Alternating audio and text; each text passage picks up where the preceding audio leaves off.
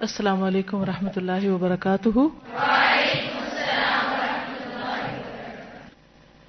نحمده ونصلي على رسوله الكريم، اما بعد فاعوذ باللہ من الشیطان الرجیم، بسم اللہ الرحمن الرحیم، رب اشرح لي صدری ويسر لي امری واحلل عقدۃ من لسانی یفقهوا قولی۔ یا ایھا النبی انا ارسلناک شاہدا ومبشرا ونذیرا وداعیا الی اللہ بإذنہ وسراجا منیرا وبشر المؤمنین بأن لهم من اللہ فضلا کبیرا۔ بسم اللہ الرحمن الرحیم، باب نمبر 5، صفحہ نمبر 346، فرضیت حج 9 ہجری اور حجۃ الوداع 10 ہجری۔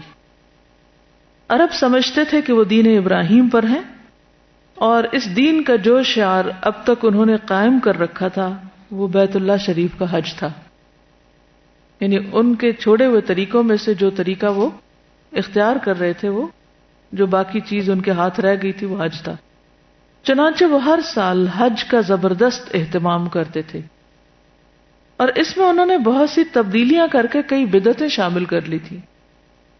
جب رسول اللہ صلی اللہ علیہ وسلم نے 8 ہجری میں مکہ فتح کیا اور حضرت عتاب بن اسید کو اس کا امیر مقرر کیا، تو اس سال انہی کی عمارت میں، یعنی حج لیڈر کے طور پر، مسلمان اور مشرکین سب نے حج کیا، یعنی اس حج میں سب شامل تھے 8 ہجری کے، جیسا کہ وہ زمانے جاہلیت سے حج کرتے چلے آ رہے تھے، کوئی چیز تبدیل نہیں کی گئی۔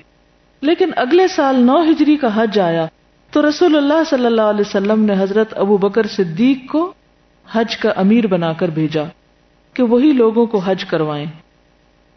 وہ ذی القعدہ 9 ہجری کے اواخر میں 300 اہل مدینہ کے ساتھ روانہ ہوئے۔ ان کے ساتھ قربانی کے لیے رسول اللہ صلی اللہ علیہ وسلم کے 20 اور اپنے 5 اونٹ تھے۔ بہت امیر لوگ تھے، اس لیے اتنی قربانیاں کرتے تھے۔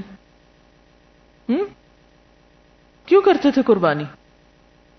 قربانی اصل میں اللہ کے قرب کا بہترین ذریعہ ہے، جس سے انسان کے اندر سے مال کی محبت بھی کم ہوتی ہے، اور خاص اللہ کے لیے نذرانہ ہوتا ہے نا انسان کا۔ وہ ان صلاتی و نسکی، نسک کہتے ہی قربانی کو ہے۔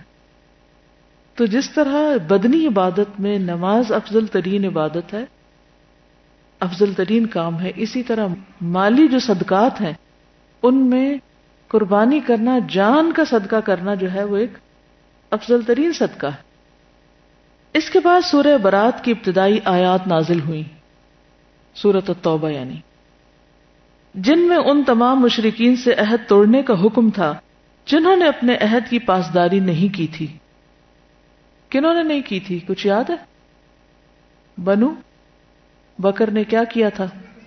بنو خزاعہ پر حملہ کیا تھا، عہد توڑ دیا تھا، اور قریش بھی ساتھ مل گئے تھے۔ تو اب کیا کہا گیا کہ جنہوں نے عہد توڑا ہے ان سے عہد نہ کیا جائے دوبارہ، اور ان کو اور ان لوگوں کو جن کا سرے سے کوئی عہد ہی نہیں تھا 4 مہینے کی مہلت دے دی گئی کہ اس دوران میں جس طرح چاہیں زمین میں گھوم پھر لیں، تاکہ انہیں معلوم ہو جائے کہ وہ اللہ کو بے بس نہیں کر سکتے، اور یہ کہ اللہ کافروں کو رسوا کر کے رہے گا۔ البتہ جو مشرکین اپنے عہد پر قائم تھے انہوں نے اسے توڑا نہیں تھا اور مسلمانوں کے خلاف کسی کی مدد نہیں کی تھی، ان کا عہد پورا کرنے کا حکم دیا گیا۔ اعوذ باللہ من الشیطان الرجیم، براءۃ من اللہ ورسولہ الی الذین عاہدتم من المشرکین فسیحوا فی الارض 4 اشہر واعلموا وَاعْلَمُوا أَنَّكُمْ غَيْرُ مُعْجِزِ اللَّهِ وَأَنَّ اللَّهَ مُخْزِي الْكَافِرِينَ وَأَذَانٌ مِّنَ اللَّهِ وَرَسُولِهِ إِلَى النَّاسِ يَوْمَ الْحَجِّ الْأَكْبَرِ أَنَّ اللَّهَ بَرِيءٌ مِّنَ الْمُشْرِكِينَ وَرَسُولُهُ فَإِن تُبْتُمْ فَهُوَ خَيْرٌ لَّكُمْ وَإِن تَوَلَّيْتُمْ فَاعْلَمُوا أَنَّكُمْ غَيْرُ مُعْجِزِ اللَّهِ وَبَشِّرِ الَّذِينَ كَفَرُوا بِعَذَابٍ أَلِيمٍ إِلَّا الَّذِينَ عَاهَدتُّم مِّنَ الْمُشْرِكِينَ ثُمَّ لَمْ يَنقُصُوكُمْ شَيْئًا وَلَمْ يُظَاهِرُوا عَلَيْكُمْ أَحَدًا فَأَتِمُّوا إِلَيْهِمْ عَهْدَهُمْ إِلَى مُدَّتِهِمْ إِنَّ اللَّهَ يُحِبُّ الْمُتَّقِينَ. اس سے کچھ آگے بھی ہیں.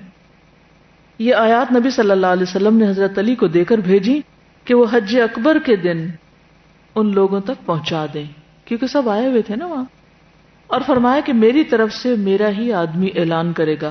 حضرت علی کی ملاقات زجنان یا عرج میں حضرت ابو بکر صدیق سے ہوئی.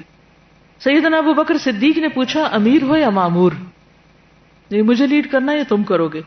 حضرت علی نے کہا مامور. چنانچہ وہ حضرت ابو بکر صدیق کے پیچھے نماز پڑھتے رہے. حضرت ابو بکر نے لوگوں کو حج کرایا. جب 10 ذو الحج قربانی کا دن آیا تو حضرت علی نے جمرہ کے پاس کھڑے ہو کر لوگوں پر سورۃ برات کی ابتدائی آیات پڑھی، جس میں عہد توڑنے، مہلت دینے اور پابندی کرنے والوں کا عہد پورا کرنے کا حکم ہے.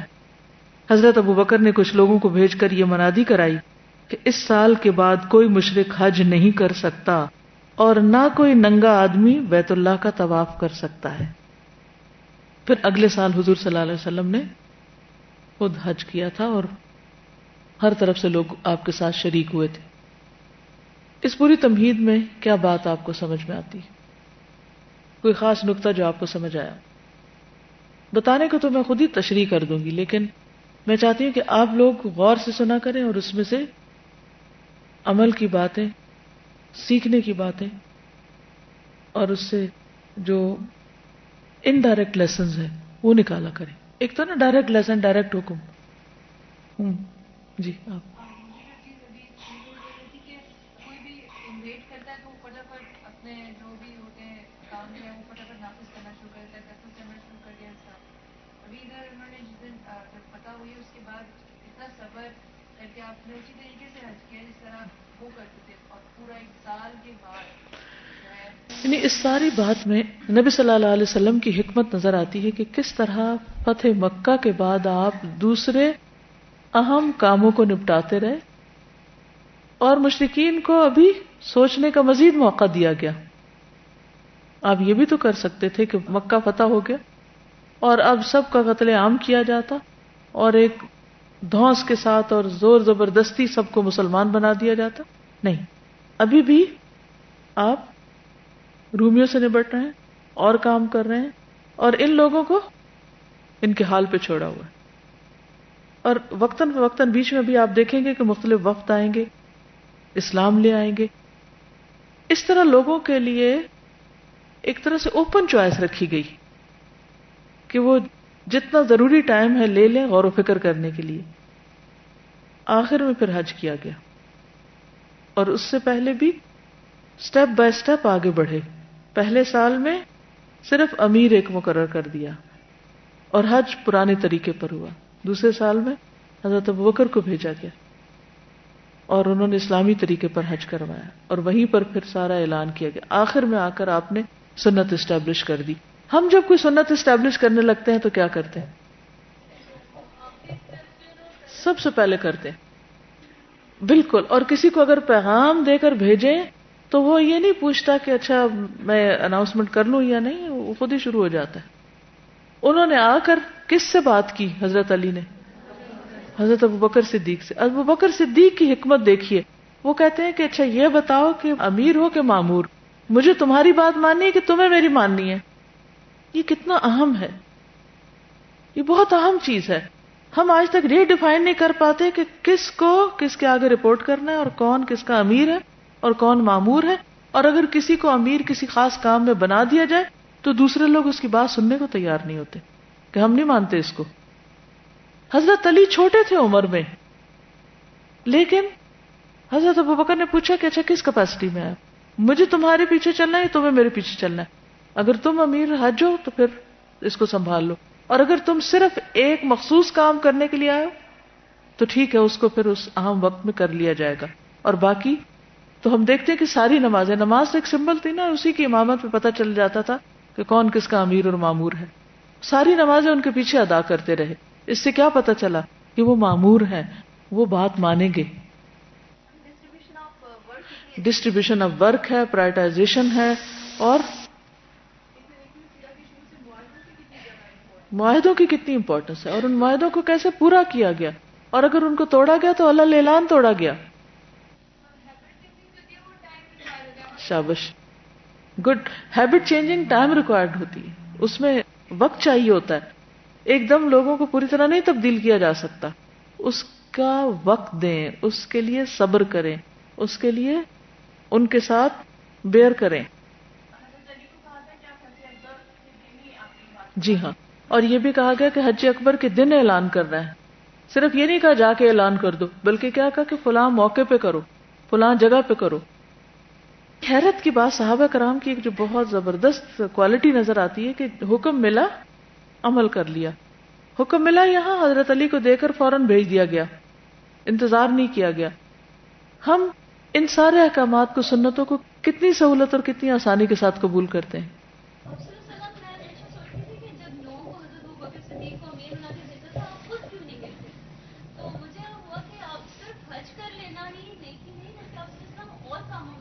نہیں، یہ حکمت ہو سکتی ہے، لیکن اصل حکمت یہ تھی کہ آپ شرک کے طریقے پر ابھی نہیں کرنا چاہتے تھے حج، کہ وہ ساری بدعات ہوں اور اس میں آپ حج بھی کر رہے ہیں. اس سے پہلے آپ نے وہ سارا پلیٹ فارم پریپیئر کیا، اس سارے شرک کی صفائی کی ابھی تک جس کے آثار باقی تھے. یعنی کچھ تو فتح مکہ کے موقع پر چیزیں ختم ہوئی، لیکن ایک دم ان سب کو تبدیل نہیں کیا گیا ساری چیزوں کے. یعنی فتح مکہ کے موقع پر یہ اعلان نہیں ہوا، ہاں وہ پھر کیا ہوا؟ جی، ننگے طواف کو بھی ختم کیا گیا، شرک کے سارے مظاہر بدعتیں وغیرہ ختم کر کے پھر آپ تشریف لائے.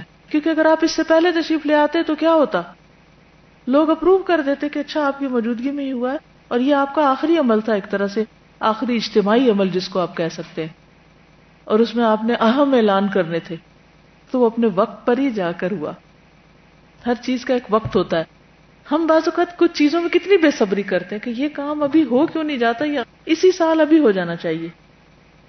لیکن اس کے لیے کیا کرنا چاہیے؟ انتظار، صبر، کہ جو اس کا وقت ہے اس میں ہو تو زیادہ بہتر ہے.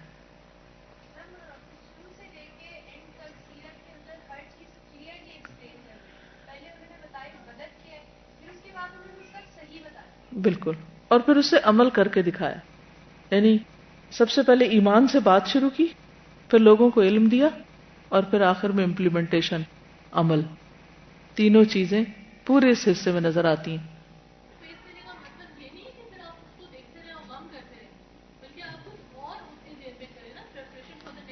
بالکل. یعنی اگر ایک کام نہیں ہو رہا تو اس عرصے میں ہاتھ پہ ہاتھ دھر کے اور احتجاج کر کے بیٹھے رہے کہ ہم پھر کچھ بھی نہیں کر رہے. یہی ہوتا ہے نا ہمارا طرز عمل. موڈ آف کر لیتے ہیں، یہ نہیں ہوا تو پھر یہ بھی نہیں. مثلا بعض لڑکیوں کی شادی تھوڑی ڈیلے ہو جاتی ہے تو اس وقت وہ کیسے استعمال کرتی ہیں؟ کسی پازیٹیو کنسٹرکٹیو میں پہ. ہاں تو وہاں پر ایک بینک ہوگا، تو انہوں نے انہوں نے کہا کہ ہم نہیں جا سکتے، ہم نہیں روکے تو ہم کسی گاڑی کو نہیں جائیں گے. لاہور ہوگا. ساری ٹریفک بلاک کر دی، لیکن پھر ہم نے ریس ماری تو پھر پیچھے ساری گاڑی نکل جائے. ظاہر سی بات ہے وہ گاڑی کے نیچے تو نہیں آ سکتے نا. اب یہاں تو حالات یہ، یعنی ہم نے ہر چیز کا بائیکاٹ اور ہر چیز کو بس بند کرنا، کام روکنا. جبکہ نبی صلی اللہ علیہ وسلم کی پوری سیرت کیا سکھاتی کہ کسی موقع پر کوئی چیز رکی تو ہے ہی نہیں، اگر ایک دروازہ بند ہے تو دوسرے سے نکل گئے. وفود، مبلغین اور دیگر عمال. قریش اور نبی صلی اللہ علیہ وسلم میں جو کشاکش برپا تھی، عرب اس کے نتیجے کا انتظار کر رہے تھے. کیا انتظار کر رہے تھے؟ کہ دیکھیے کون جیتتا ہے کون ہارتا ہے. ان کا عقیدہ تھا کہ باطل قوت اور فتح کے ذریعے سے مسجد حرام پر قبضہ نہیں ہو سکتا، یعنی کوئی باطل قوت اس پہ نہیں غالب آ سکتی. اصحاب الفیل کا واقعہ زیادہ دور کی بات نہ تھی، لہذا جب اللہ تعالیٰ نے رسول اللہ صلی اللہ علیہ وسلم کو مسجد حرام میں داخلے کا شرف بخشا اور کفار مکہ پر غلبہ عطا فرما دیا تو آپ کے رسول برحق ہونے میں انہیں کوئی شبہ نہ رہا. چنانچہ فتح مکہ کے بعد آپ کی خدمت میں آنے والے عرب وفود کا تانتا بن گیا، یہ لوگ خود ہی حاضر ہو گئے. پہلے تو آپ جاتے تھے، اب لوگ خود آنے لگے جو آپ کی رسالت پر ایمان لاتے اور آپ کی اطاعت کا اقرار کرتے تھے. اس طرح لوگ اللہ کے دین میں فوج در فوج داخل ہونے لگے. سورت آتی ہے، پڑھیے سب مل کے.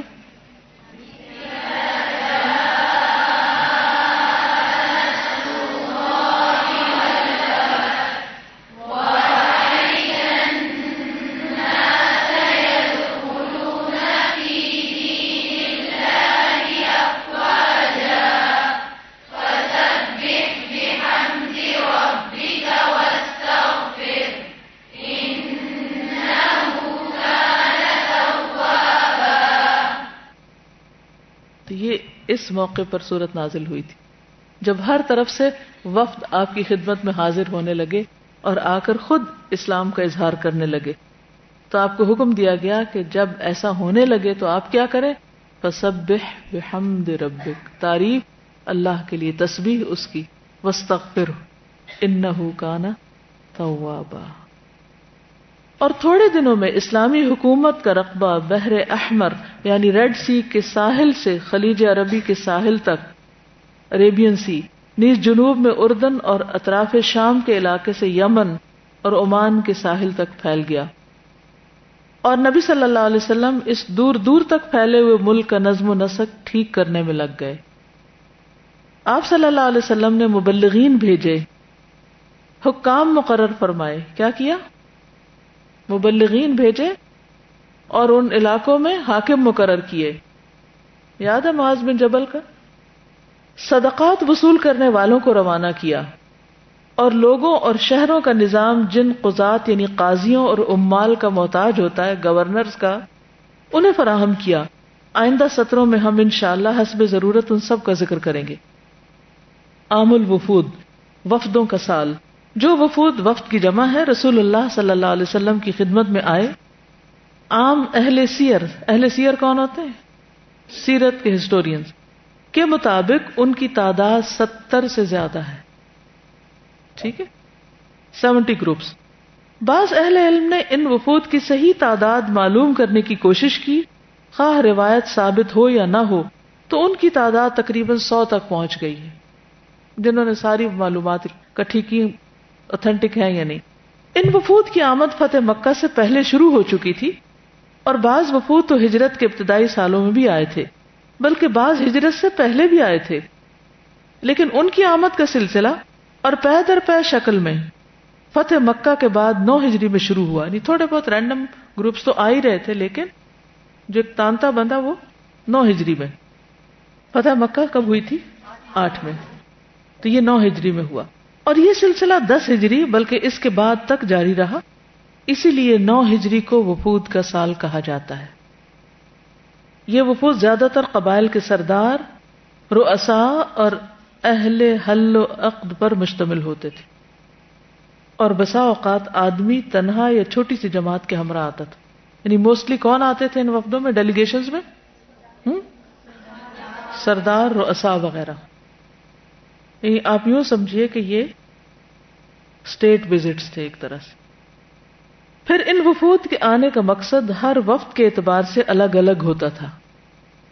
کوئی قیدیوں اور گرفتاروں کو چھڑانے آتا جیسے کہ وفد حوازن اور وفد تمیم کے ذکر میں گزرا، تو کوئی فقط اپنے لیے یا اپنی اور اپنی قوم کے لیے امان کا طالب بن کر، کوئی فخر اور مباحات یا مناظرے اور مجادلے کے لیے آیا یعنی اپنے کارنامے سنانے کے لیے، کوئی یہ گزارش کرنے آیا کہ اسلامی لشکر واپس چلا جائے تاکہ اس کی قوم پر حملہ نہ ہو، کسی نے آ کر اطاعت اور جزیہ ادا کرنے کا اقرار کیا، کسی نے آ کر اسلام میں اپنی رغبت ظاہر کی اور اپنی قوم سے بھی اسی توقع کا اظہار کیا، کوئی مسلمان فرما بردار اور اپنی قوم کا نمائندہ بن کر آیا، اور کسی نے اسلامی تعلیمات اور احکام جاننے کی رغبت ظاہر کی، یعنی مقاصد مختلف تھے ہر ایک کے، سب ایک ہی کام نہیں آئے۔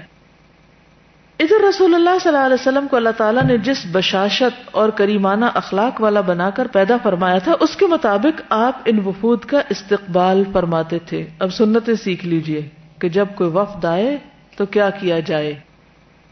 آپ کیا کرتے تھے؟ استقبال، انہیں خوش کن تحائف سے نوازتے تھے، جاتے ہوئے ان کو تحفے دیتے تھے، اسلام کی ترغیب دیتے تھے، زبردستی نہیں کرتے تھے لیکن رغبت دلاتے، اور ایمان اور شریعت کی باتیں سکھاتے تھے جو راغب ہوتا سیکھنے کے لیے کہ وہ اپنے بعد آنے والوں کو سکھائیں۔ در حقیقت یہ وفود صحراؤں میں رہنے والے بدوؤں کے اندر دین کو تیزی سے پھیلانے کا اہم ذریعہ تھے، یعنی ان کے آنے سے اور ہاتھ مضبوط ہوئے اور دور دور تک اسلام پھیلا۔ چنانچہ ان کے نتائج اغراض و مقاصد کے تنوع اور اسباب اور وجوہ کے اختلاف کے باوجود یہ نکلتے تھے کہ پہلے وقت میں آنے والوں نے اسلام قبول کیا، پھر جلد یا تھوڑے ہی دن بعد ان کی قوم نے بھی اسلام قبول کر لیا۔ اس سے صرف چند وفود مستثنی ہیں جنہوں نے اسلام قبول نہیں کیا، مثلا بنو حنیفہ اور مسلمہ کذاب کا وفد، اس نے جا کے خود نبوت کا اعلان کر دیا۔ اب ذیل میں چند اہم وفود کا ذکر کیا جاتا ہے۔ قبیلہ عبد القیس کا وفد، یہ لوگ مشرقی عرب کے باشندے تھے، ایسٹرن سائڈ سے آئے تھے اور مدینے سے باہر پہل انہی نے اسلام قبول کیا تھا۔ چنانچہ مسجد نبوی کے بعد سب سے پہلا جمعہ انہی کی مسجد میں ادا کیا گیا جو بحرین کے جواسی نامی گاؤں میں تھی۔ بنو عبد القیس کا وفد 2 مرتبہ آیا، ایک مرتبہ 5 ہجری میں اور ایک مرتبہ وفود کے سال یعنی 9 ہجری میں۔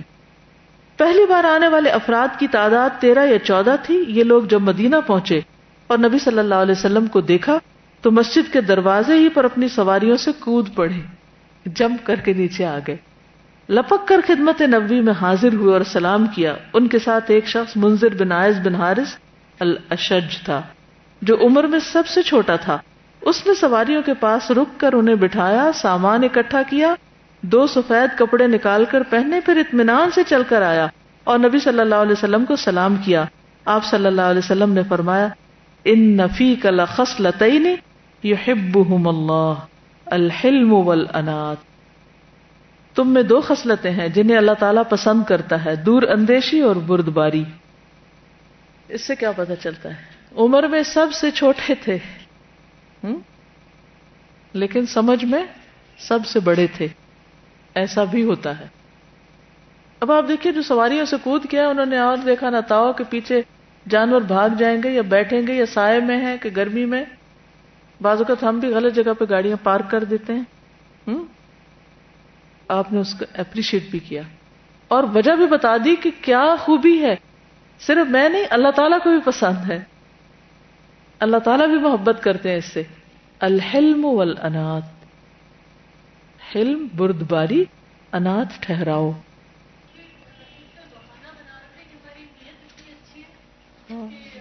ہم شوق میں آگے جا رہے ہیں۔ اب آپ دیکھیے کہ دروازے سے نکلتے وقت کسی کو پش کرنا، دھکے دینا، کیفیٹیریا میں ایک دوسرے کو پش کرنا، دھکے دینا، جو ٹھہرا ہوا انتظار کر رہا ہے اس کی پرواہ نہ کرنا اور لائن توڑ توڑ کے آگے چلے جانا، کیا سب زیب دیتا ہے ہم کو؟ کیا ان باتوں سے اللہ تعالیٰ ہم سے محبت کرے گا؟ کیا واقعی یہی اسمارٹنیس ہے ہماری کہ دوسرے کا حق مار کے ہم آگے نکل جائیں؟ اور اب وہ اپنی سواری پر تھے تو آلریڈی جب آپ سواری پر تھے تھوڑے بہت کپڑے وغیرہ تو گندے ہو ہی جاتے ہیں، انہوں نے نہیں کیا کہ انہیں کپڑوں میں جی اب آپ دیکھیے کہ بعض اوقات کوئی آتا ہے تو ہم جیسے تیسے گندے کپڑوں میں بھاگ نکلتے ہیں، تو اس میں بھی آنے والے کا استقبال کیسے کرتے ہیں، آنے والے کے لیے تیار بھی ہوتے ہیں، وہ بھی اکرام میں شامل ہے. ٹھیک ہے نا.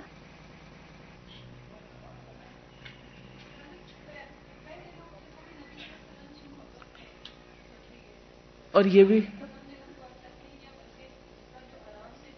جی ہاں، پہلے لوگ بھی نبی صلی اللہ علیہ وسلم کی محبت میں ہی آگے گئے تھے، اور یہ بھی ان کا بھی محبت کا ایک اظہار کا طریقہ تھا. اس میں سے زیادہ بہتر طریقہ کون سا تھا کہ جس میں سمجھداری ہو، جس میں ہلڑ بازی نہ ہو. لیکن آج کے لوگوں کو کیسے سمجھ آئے گا؟ درس سننے کے بعد، کلاس سننے کے بعد ہم کیا چاہتے ہیں؟ ملاقات کے لیے لائن بنائیں. کیا کرتے ہیں؟ کسی سے بھی ملنا ہو تو ہمیں، اگر ہم پڑھے لکھے لوگ ہیں نا، دین پڑھے لکھے، عام پڑھے لکھے نہیں، دین پڑھے لکھے، تو پھر کچھ نظر بھی آنا چاہیے اخلاق میں اور اعمال میں.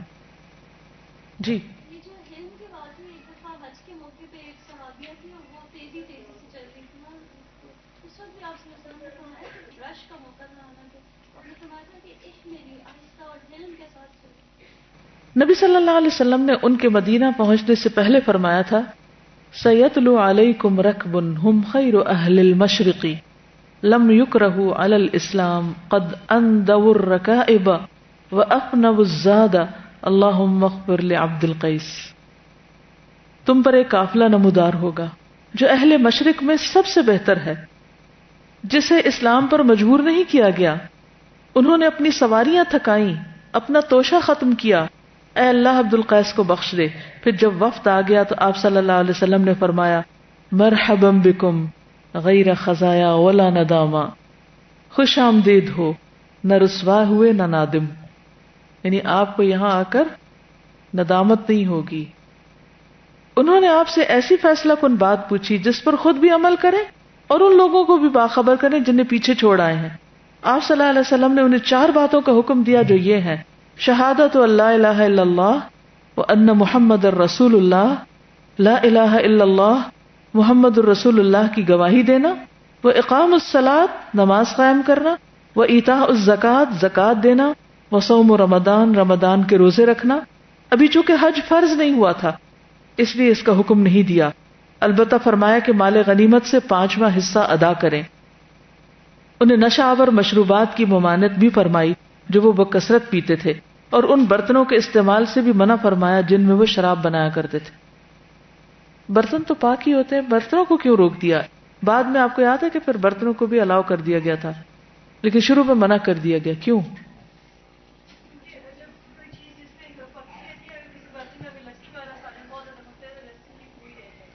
یہ بنیادی وجہ نہیں ہے. بنیادی وجہ یہ ہے کہ جب تک عادتیں پختہ نہیں ہوتی نا تو انسان مخصوص چیزوں کو دیکھ کر پھر واپس پلٹ جاتا ہے. مثلا اگر کسی کو شراب پینے کی عادت ہے تو آپ اس کا گلاس وہ دھو کر اس میں اسے پانی پلائیں تو کیا کرے گا؟ وہ اس کو کیا یاد آئے گا؟ اس لیے تبدیلی ضروری ہوتی. عادتوں کی تبدیلی کے لیے یاد رکھیے، لکھ لیجئے بات، عادتوں کی تبدیلی کے لیے جگہ کی تبدیلی، روٹین کی تبدیلی، ماحول کی تبدیلی ضروری ہوتی ہے. اس کے بغیر عادتیں نہیں تبدیل ہوتی.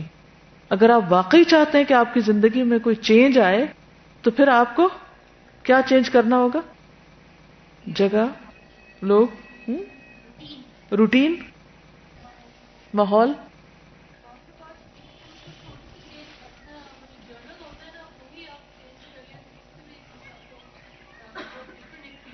بالکل. صورتیں بدل کر پڑھنا، جگہ بدل لینا، لباس بدل لینا، اس سے بھی انسان فریش ہو جاتا ہے.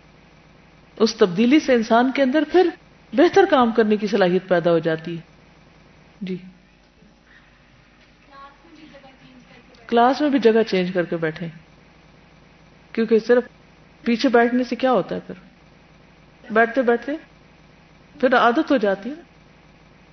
کچھ دن پہلے کسی نے مجھے حافظے کی کمزوری کا علاج بتایا تھا کہ دماغ استعمال کرے.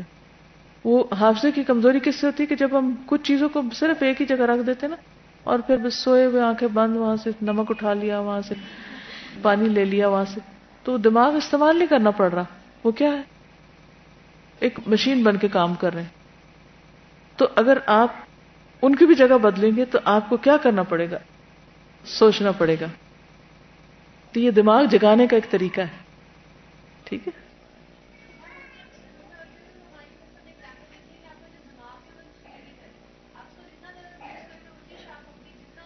جی ہاں، کہتے ہیں کہ دماغ چھری کی طرح ہوتا ہے، جتنا استعمال کریں گے اتنا شارپ ہوتا جاتا ہے، اور جتنا چھوڑ دیں گے اس کو وہ. تو یہ جو بیکاری ہے نا، دماغی بیکاری، یہ بہت سے مسائل کی جڑ ہے. دوسری بار وفد عبد القیس کی آمد. ان کے 40 آدمی آئے جن میں جارود بن علا عبدی بھی تھے، یہ نصرانی تھے.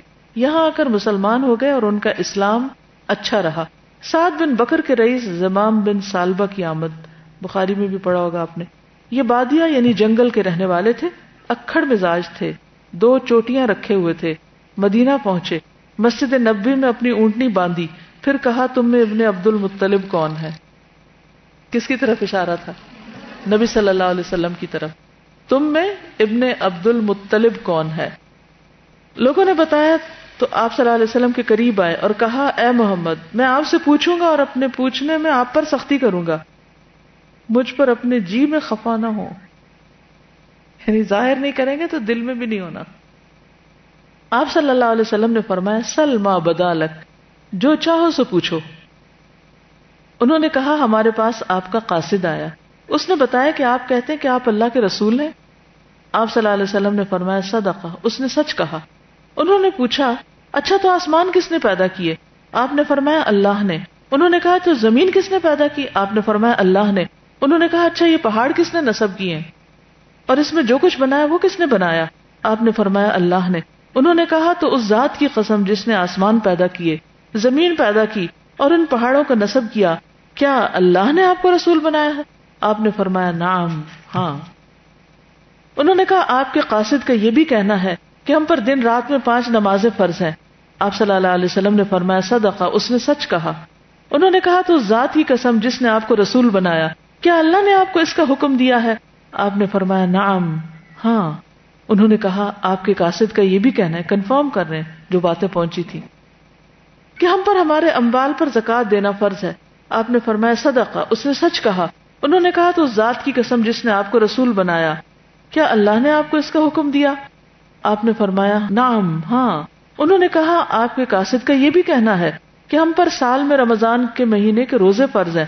آپ نے فرمایا صدق، اس نے سچ کہا. انہوں نے کہا تو اس ذات کی قسم جس نے آپ کو رسول بنایا، کیا اللہ نے آپ کو اس کا حکم دیا ہے؟ آپ نے فرمایا نعم، ہاں. انہوں نے کہا آپ کے قاصد کا یہ بھی کہنا ہے کہ ہم میں جو بیت اللہ تک راستے کی طاقت رکھتا ہو اس پر حج فرض ہے. آپ نے فرمایا صدقہ، اس نے سچ کہا. انہوں نے کہا تو اس ذات کی قسم جس نے آپ کو رسول بنایا، کیا اللہ نے آپ کو اس کا حکم دیا ہے؟ آپ نے فرمایا نعم، ہاں. پھر اس نے پیٹھ پھیری اور کہا اس ذات کی قسم جس نے آپ کو حق کے ساتھ بھیجا ہے، میں اس پر نہ زیادتی کروں گا اور نہ اس میں کمی کروں گا. نبی صلی اللہ علیہ وسلم نے فرمایا لئن صدق لیدخلن الجنۃ، اگر اس نے سچ کہا تو یقیناً جنت میں داخل ہوگا.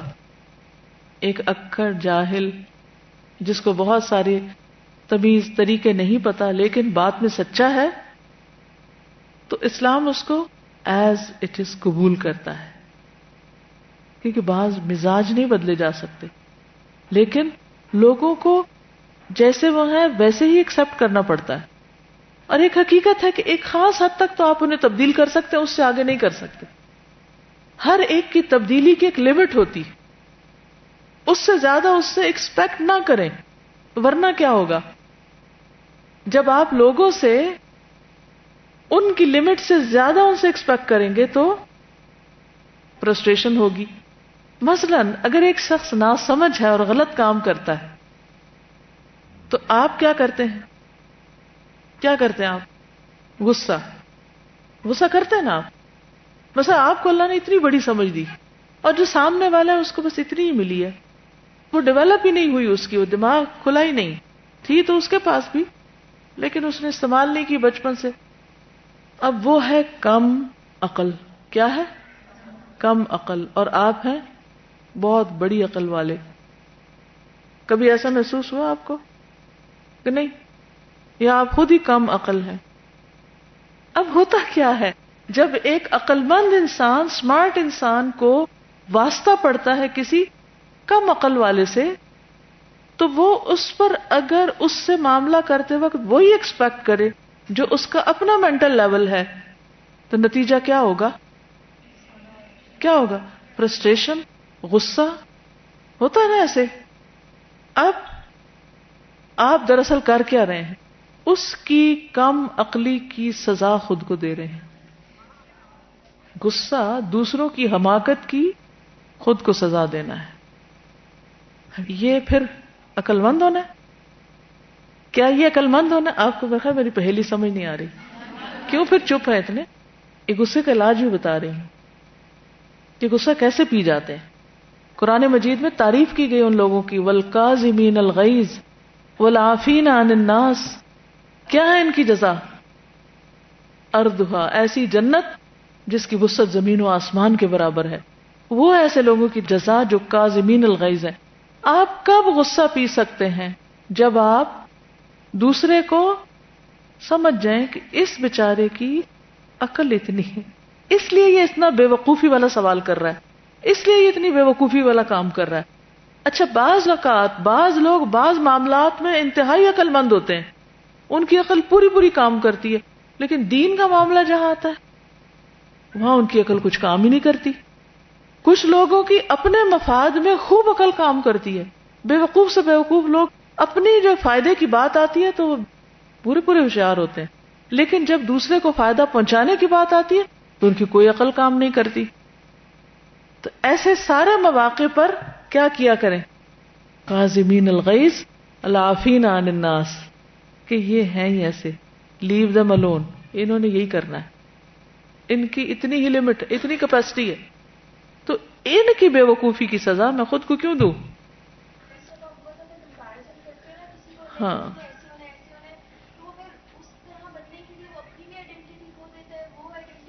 بالکل. تو ہم اپنے لیے بھی مشکل کھڑی کرتے ہیں، اس کے لیے بھی کرتے ہیں. یہ والی جو عقل ہوتی ہے نا، یہ آنے میں بھی ٹائم لگتا ہے، کیونکہ یہ بہت بڑی عقل ہوتی ہے کہ دوسروں کی عقلوں کو جج کرنا اور اتنا ایکسپیکٹ کرنا کہ وہ ہیں. یہ بھی ایک عقل مند جگل کرتے ہیں وہ بعض وہی جیسے بھی آپ کہیں گے کہ اتنے عقل مند، اتنے انٹیلیجنٹ ہوتے ہیں، لیکن جب اگر انہوں نے آپ کی طرف سے اپنا دروازہ بند کیا ہوا کہ اس کی ضرورت کو نہیں سمجھنا، اس کی بات کو نہیں سمجھنا، تو بالکل جب پھر آپ اپنی ایکسپیکٹیشن لوور کرنا مشکل ہو جاتا ہے. تو میں تو سمجھتی ہوں کہ یہ سب سے بڑی عقل ہے کہ آپ دوسروں کی عقلوں کو سمجھیں کہ وہ کتنی ہے اور کس معاملے میں کتنی ہے. یعنی ایک تو اوور آل کتنی ہے اور پھر کس معاملے میں کتنی ہے. جی جب ہم لوگ کسی کو دعویٰ کرنا چاہتے ہیں، ہم چاہتے ہیں جو بہت انصاف ہے، جو بہت ہارڈ ہے، بہت پڑھے لکھے لوگ ہیں ان کو جو کم عقل ہوتے ہیں ان کو کم. بالکل. اس سارے قصے میں کیا پتہ چلتا ہے کہ یہ جو دو چوٹیاں رکھے ہوئے اکھڑ ہیں، کوئی پتہ نہیں ابن عبد المطلب کون ہے، بالکل ایک جنگلی دیہاتی سا ایک آدمی آتا ہے اور پوچھتا ہے اور پھر کہتا ہے کہ میں آپ پہ شدت سے بات کروں، مگر بات عقل کی آپ مائنڈ نہ کرنا، جسے ہم اپنی زبان میں کہتے ہیں، اور مجھے یہ سوالوں کے بارے میں کنفرم کرنا تھا. تو عقل مند ہی. بعض اوقات ہم جن کو سمجھتے ہیں نا کہ یہ ان کو کوئی عقل نہیں، ہوتے اپنے معاملے میں اپنی سمجھ کی حد تک عقل مند ہی ہوتے. تو وہ آپ فرماتے ہیں کہ اگر کسی نے دیکھنا ہو کہ اگر یہ سچ کہے تو یہ جنت والوں میں سے ہے. جی آپ یہ بھی مزاج شناسی ہے نا، اصل بات تو یہی ہے. جی ہاں، یعنی جس کو جو پتہ چل جائے وہ اسی کا مکلف ہے. پھر جب وہ مسلمان ہو کر اپنی قوم میں گئے اور اسے بتایا کہ نبی صلی اللہ علیہ وسلم نے کس بات کا حکم دیا ہے اور کس چیز سے روکا ہے، تو ان کی قوم میں کوئی مرد اور کوئی عورت ایسی نہ تھی جو مسلمان نہ ہو گئی ہو. پھر انہوں نے مسجدیں بنائیں اور نماز کے لیے اذان کی، لہذا کوئی بھی آنے والا زمام بن ثعلبہ سے بہتر نہ تھا. تو کبھی ججمنٹل نہ ہو، کبھی کسی کی ظاہری چوٹیوں پر نہ جائیں کہ یہ سمجھدار نہیں ہے، کوئی پتہ نہیں کہ وہ واپس جا کر کیسے کیسے کارنامے کرے. عزرا اور بلی کا وفد. سفر 9 ہجری میں بنو عزرا کے 12 آدمی آئے. قصی سے اپنی قرابت کا ذکر کیا اور بنو بکر اور بنو خزاعہ کو مکہ سے نکالنے میں جو اس کی مدد کی تھی وہ یاد دلائی. آپ صلی اللہ علیہ وسلم نے انہیں مرحبا کہا، ملک شام فتح ہونے کی بشارت دی اور کاہنوں سے قسمت کا حال پوچھنے اور استھانوں کے ذبیحوں سے منع کیا. وہ لوگ مسلمان ہو گئے. چند دن ٹھہر کر واپس چلے گئے. ان کے بعد ربیع الاول 9 ہجری میں بلیغ کا وفد آیا. یہ لوگ بھی مسلمان ہو گئے اور 3 دن ٹھہر کر واپس چلے گئے. ہر ایک سے ان کے اعتبار سے معاملہ کیا، یعنی ان کے مزاج کے مطابق. بنو اسد بن خزیمہ کا وفد 9 ہجری کے شروع میں ان کے 10 آدمی آئے. اس وقت رسول اللہ صلی اللہ علیہ وسلم کچھ صحابہ کے ساتھ مسجد نبوی میں تشریف فرما تھے. ان لوگوں نے سلام کیا، پھر ان کے ترجمان نے کہا اے اللہ کے رسول، ہم نے شہادت دی کہ اللہ وحدہ لا شریک ہے اور آپ اس کے بندے اور رسول ہیں، اور اے اللہ کے رسول آپ نے ہمارے پاس کسی کو نہیں بھیجا، پھر بھی ہم نے آ کر اسلام قبول کر لیا اور بنو فلاں کی طرح آپ سے لڑائی نہیں کی، اور ہمارے پیچھے جو لوگ ہیں ہم ان کے لیے پیغام صلح ہیں. اس پر اللہ تعالیٰ نے آیت نازل فرمائی یمنون علیک ان اسلموا قل لا تمنوا علی اسلامکم بل اللہ یمن علیکم ان ہداکم للایمان ان کنتم صادقین. يمنون عليك أن أسلموا قل لا تمنوا علي إسلامكم بل الله يمن عليكم أن هداكم للإيمان إن كنتم صادقين. وہ تم پر احسان جتاتے ہیں کہ مسلمان ہو گئے. تم کہو کہ مجھ پر اپنے اسلام لانے کا احسان نہ جتاؤ، بلکہ اللہ تم پر یہ احسان جتاتا ہے کہ اگر تم واقعی سچے ہو تو اس نے تمہیں ایمان کی ہدایت دی ہے. انہوں نے جاہلیت کے کچھ کاموں کے متعلق پوچھا، مثلا فالگیری کے لیے چڑیا بگانا، کہانت کرنا، کنکری مارنا. آپ صلی اللہ علیہ وسلم نے ان سب باتوں سے منع کیا. انہوں نے رمل کے متعلق پوچھا.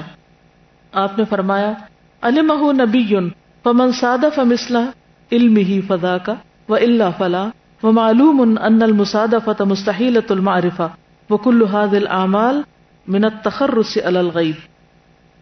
اسے ایک نبی جانتے تھے. کس کو؟ رمل کو. اب اگر کسی کا علم اس نبی کے مطابق ہو تو ٹھیک ہے، ورنہ نہیں. اور یہ بات طے ہے کہ اب مطابقت کا جاننا محال ہے. You have no criteria. کیسے پتا چلے گا؟ کیا کہ اس نبی کے علم کے مطابق ہے، کوئی اب ذریعہ نہیں رہا معلوم کرنے کا. اور یہ سارے اعمال غیب میں اندازہ لڑانے کے سوا کچھ نہیں، لہذا نہ کرو. اس وقت نے چند دن ٹھہر کر فرائض سیکھے، پھر واپس ہو گیا. اسے تحائف سے بھی نوازا گیا.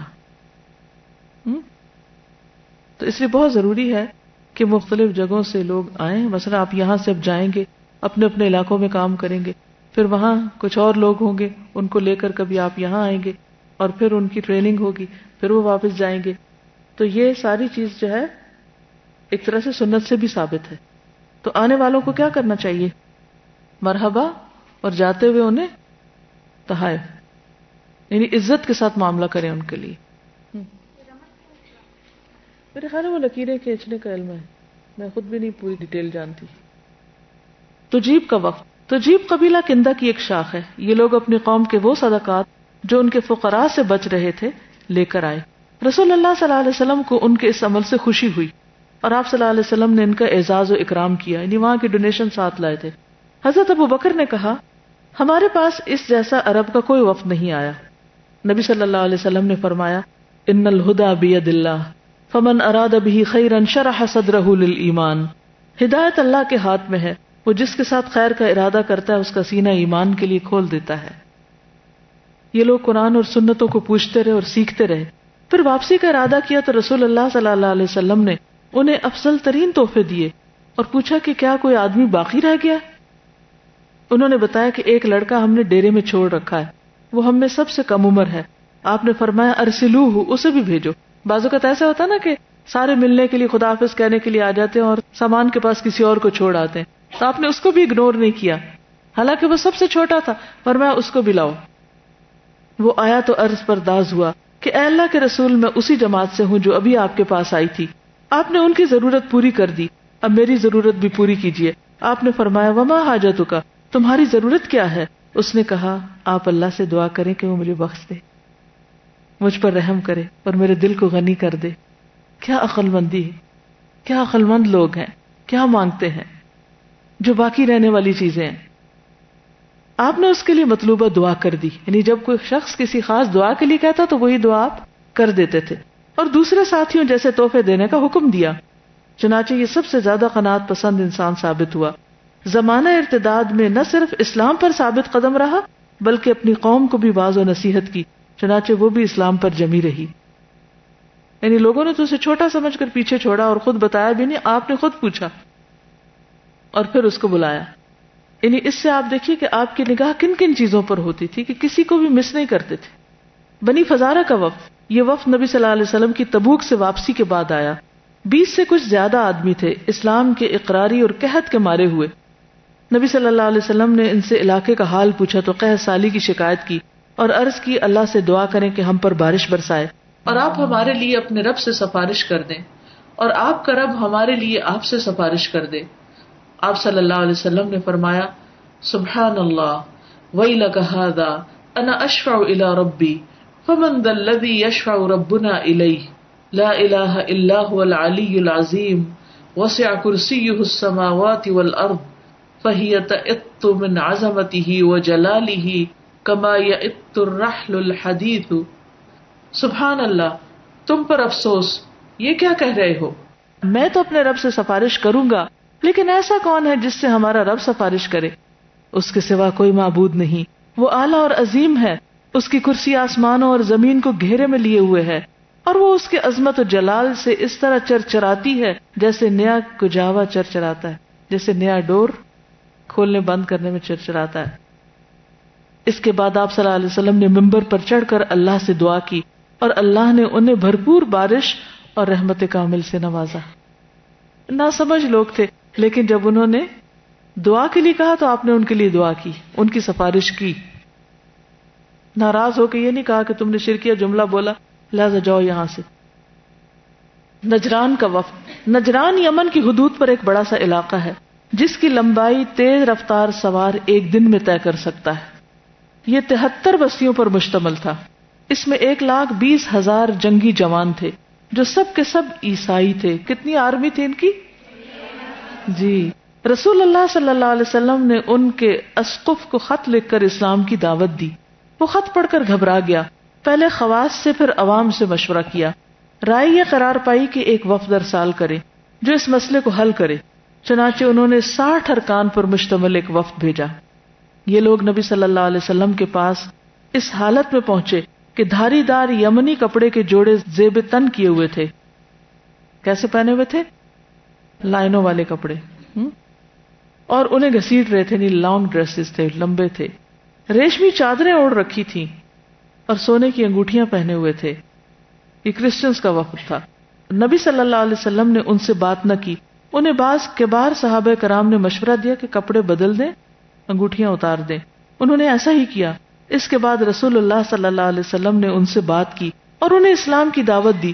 انہوں نے انکار کیا اور کہا کہ ہم آپ سے پہلے سے مسلمان ہیں، اہل کتاب میں سے تھے نا. رسول اللہ صلی اللہ علیہ وسلم نے فرمایا یمنعکم عن الاسلام ثلاث عبادتکم الصلیب واکلکم لحم الخنزیر وزعمکم ان للہ ولدا. تمہیں اسلام سے 3 چیزیں روکتی ہیں: صلیب کی عبادت، سور کھانے کی عادت، اور تمہارا یہ خیال کہ اللہ کا بھی بیٹا ہے. یہ ہائی لائٹس ہیں ان کے دین کے. انہوں نے کہا تو پھر حضرت عیسیٰ کے مثل کون ہے جو بغیر باپ کے پیدا کیا گیا ہو؟ اس پر اللہ تعالیٰ نے آیت نازل فرمائی ان مثل عیسیٰ عند اللہ کمثل آدم خلقہ من تراب ثم قال له کن فیکون الحق من ربک فلا تکن من الممترین فمن حاجک فیہ من بعد ما جاءک من العلم فقل تعالوا ندعو ابناءنا وابناءکم تعالوا ندعو ابناءنا وابناءکم ونساءنا ونساءکم وانفسنا وانفسکم ثم نبتہل فنجعل لعنت اللہ علی الکاذبین. ان مثل عیسیٰ عند اللہ کمثل آدم خلقه من تراب ثم قال له كن فيكون الحق من ربك فلا تكن من الممترين فمن حاجك فيه من بعد ما جاءك من العلم فقل تعالوا ندع أبناءنا وأبناءكم ونساءنا ونساءكم وأنفسنا وأنفسكم ثم نبتهل فنجعل لعنة الله على الكاذبين. بے شک عیسیٰ علیہ السلام کی مثال اللہ کے نزدیک آدم جیسی ہے. اللہ نے اسے مٹی سے پیدا کیا، پھر اس سے کہا ہو جا تو وہ ہو گیا. حق آپ کے رب کی طرف سے ہے، بس آپ شک کرنے والوں میں سے نہ ہوں. پھر تمہارے پاس علم آ جانے کے بعد جو کوئی تم سے اس عیسیٰ کے بارے میں حجت کرے تو اس سے کہہ دو کہ آؤ ہم بلائیں اپنے اپنے بیٹوں کو اور اپنی اپنی عورتوں کو اور خود اپنے آپ کو، پھر مباہلہ کریں، اللہ سے گڑ گڑا کر دعا کریں، پس جھوٹوں پر اللہ کی لعنت ٹھہرائیں. رسول اللہ صلی اللہ علیہ وسلم نے ان آیات کی تلاوت کی اور انہیں مباہلے کی دعوت دی. انہوں نے مہلت مانگی، باہم مشورہ کیا اور کہا اگر یہ واقعی نبی ہے اور ہم نے اس سے ملعنت کی، یعنی ایک دوسرے پر لعنت بھیجی، تو ہمارا کوئی بال اور کوئی ناخن بھی تباہی سے نہ بچ سکے گا. چنانچہ وہ حسب ذیل جزیہ دینے پر راضی ہو گئے. 1000 جوڑے لباس سفر میں اور 1000 جوڑے رجب میں، اور ہر جوڑے کے ساتھ 1 اوقیہ یعنی 40 درہم چاندی، اور آپ نے ان کے لیے ذمہ، امان اور دین کی آزادی منظور فرمائی کہ وہ اپنے ہی دین پر قائم رہ سکتے ہیں. پھر انہوں نے کہا ہمارے ساتھ امانت دار آدمی بھیج دیں، آنےسٹ آدمی. آپ صلی اللہ علیہ وسلم نے ابو عبیدہ عامر بن جراح کو روانہ فرمایا اور یہیں سے ان کا لقب امین الامت پڑا. ٹھیک ہے، کئی دفعہ پڑھا نا آپ نے حضرت ابو عبیدہ کے بارے میں کہ ان کا لقب کیا تھا؟ امین الامہ. نجران واپسی کے دوران میں وفد کے 2 آدمی مسلمان ہو گئے. پھر ان میں اسلام پھیلتا گیا یہاں تک کہ سب کے سب مسلمان ہو گئے. کیا سیکھا اس سے؟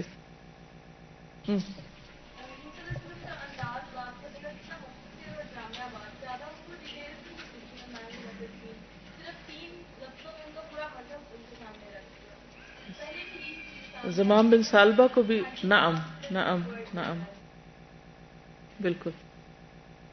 اہل طائف کا وفد رسول اللہ صلی اللہ علیہ وسلم نے غزوہ حنین کے بعد طائف کا محاصرہ کر لیا تھا. پھر انہیں ان کی جگہ چھوڑ کر واپس آ گئے تھے. پیچھے پڑ چکے نا آپ یہ بات. جب آپ واپس ہوئے تو عروہ بن مسعود ثقفی آپ کے پیچھے پیچھے آیا اور مدینہ پہنچنے سے پہلے آپ سے ملا اور مسلمان ہو گیا. یہ کون تھا؟ ان کا سردار. پھر واپس جا کر اپنی قوم کو اسلام کی دعوت دی. یہ ان کی نظر میں اپنی لڑکیوں اور عورتوں سے بھی زیادہ محبوب تھا. کون؟ عروہ. یعنی ان کا بلاوڈ تھا، لیڈر سے محبت کرتے تھے، اس لیے اس کا خیال تھا کہ لوگ اس کی اطاعت کریں گے.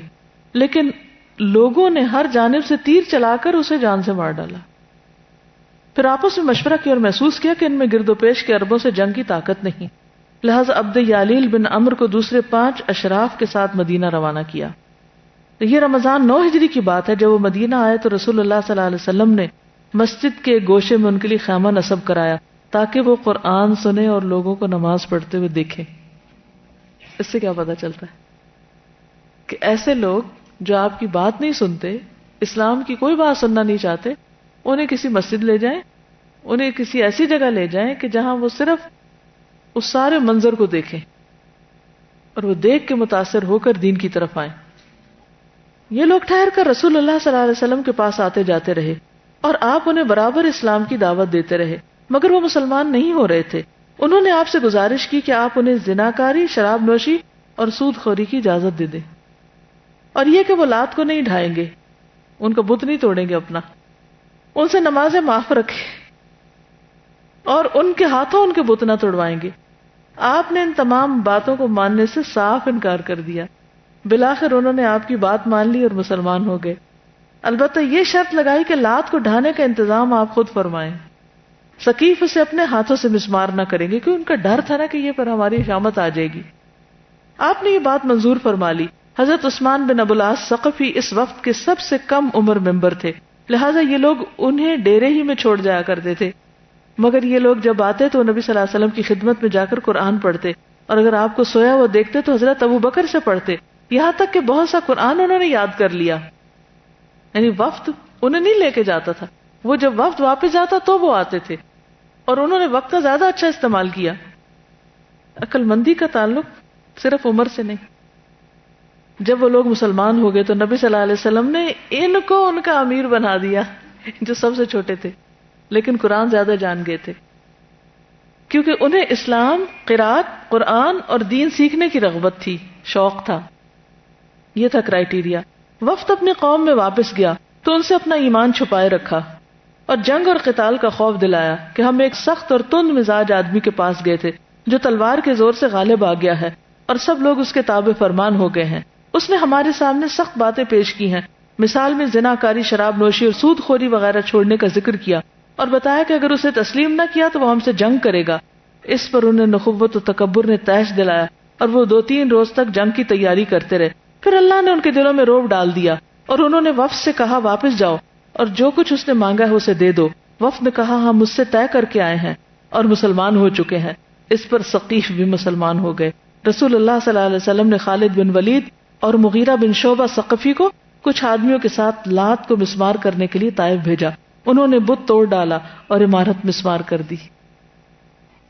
آج کے لکھنے کا سبحانک اللہم و بحمدک نشہد ان لا الہ الا انت نستغفرک و نتوب الیک. السلام علیکم و رحمۃ اللہ وبرکاتہ.